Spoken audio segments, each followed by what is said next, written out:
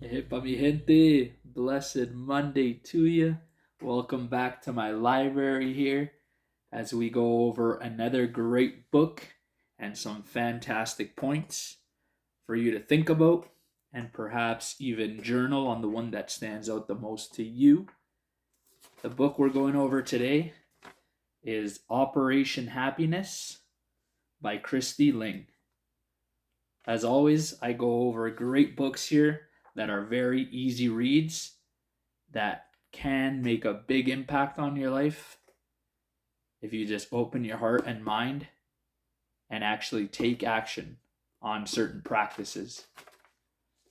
So we'll get right into it. These are 7 points that have made a difference for me and that I keep practicing within my own life.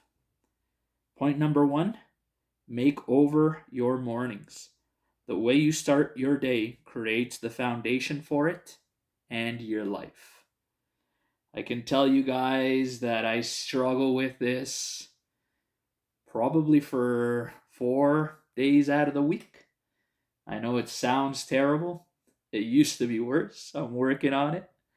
What I can tell you from personal experience is that those mornings that I deliberately wake up at around 6 a.m., I get a couple hours to myself within my prayers, my meditation, getting ready for the day, reading something positive,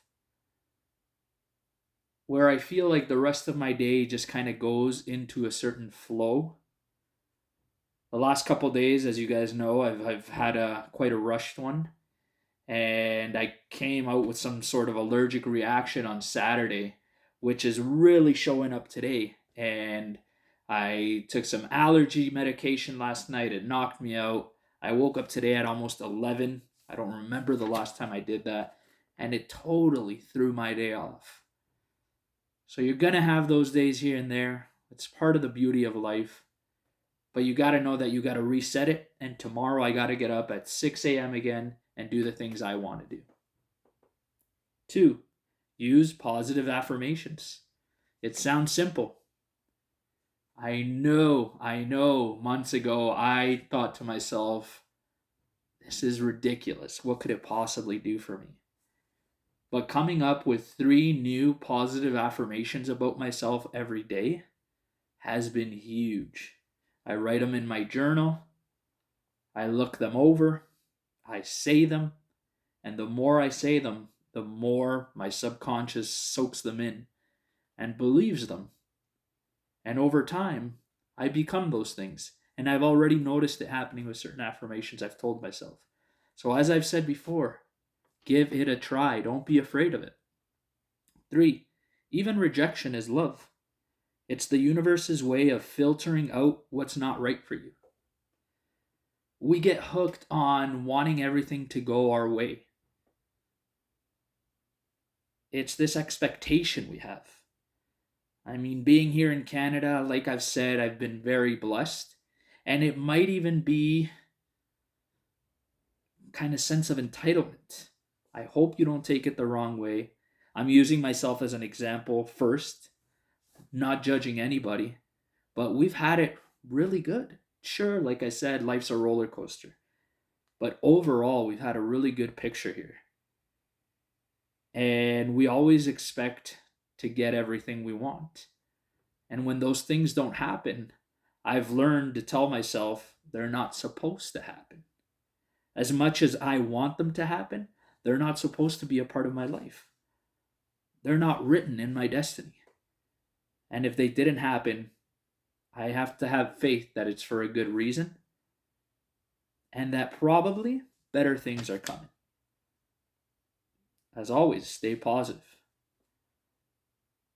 4, action is the true best remedy for relieving anxiety.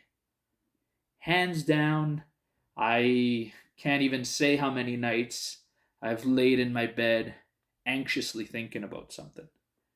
Perfect example is a few weeks ago when I was going to go do that high school talk. I had anxious nights. That 24-hour period before my talk, I was anxious. And you know what I had to do? because I've been reading, because I've been learning more about myself, was take action. Of course, I couldn't go to the school sooner than I was supposed to, but I would open my journal more. I would write down more things. I would get to know myself more so that I'm actually doing a certain action instead of sitting there paralyzed with this fear. Don't let the thought of something completely freeze you up. Analysis paralysis is a real thing. I've dealt with it. A lot of people in my circle that I've talked to have dealt with it. And you just got to act through it and get past it. 5, hydration is imperative if we want to be at our happiest and function at our highest level. I gotta say, for the new year, that was one thing that I told myself I was gonna do, and I've stuck to it. A minimum of 2.5 liters of water a day, and it's made me feel much better. Those days when I look at the clock and it's almost, it's getting closer to midnight, it's like, I'm missing out on it. Sure, I can chug it and finish it off, but that's not what I really mean. You got to make it a habit to where the day is ongoing and you're doing what you got to do, but you're introducing water into your body, keeping your hydration up. If you feel like you're getting thirsty, by that point, you're completely thirsty. So drink water, maybe half a liter every couple of hours constantly, and you're good to go. 6, happiness fuels success rather than the other way around. I know the younger Brian was always thinking, I'll be happy when I just fill in that blank. When I get this new position, when I get this motorcycle, when I get this pickup truck, when I get this bigger house. I'm not saying I don't want these things anymore, because I do. I've got great things and I'm blessed with them. But I find beauty in wanting to go for more and achieve more, and that's the way that I prove to myself, that I am growing. But I can't let my happiness be a reflection only of those things. I got to be happy for who I am now, what I do now, what I have now, and what I'm going to become and what I'm going to have will happen. But it'll be thanks to that gratitude. And finally, I know I've mentioned this, but thank you, Christy, for bringing this one up again. It's be aware of the media you consume. It is way too easy nowadays to open your phone and get a notification on something that's on CNN, social media, fake news. I mean, not that I have a judgment against any of those things. It's just personally, I'd rather spend the limited amount of time that I have hearing positive things. For me, it's certain preachers that I follow, or Joel Osteen, how I had mentioned, and I have a list of names. I'll go over books and maybe do an episode on people and my favorite point of each in the future. But just have a go-to positivity channel that you can tune into. Something that will get you thinking about something that you can actually execute and be more you. Binging shows, sure, I've got some shows I love to watch, but I can't even imagine sitting endless hours in front of the TV right now just consuming. I have a stack of movies actually I've picked up at the library while I'm there, and I can't sit down and watch them because when I do, I think to myself, wow, 2.5 hours gone. I could have easily gotten through a third of a book. I'm not saying it's the right way to think. It's just where my mind is right now. And I got to be open about that. I mean, that's just who I am right now. It's become a part of my life. Just be aware of the things that are important to you and the way you spend your time and what you take in. That's it. All right, mi gente. So I hope that you give this book a chance.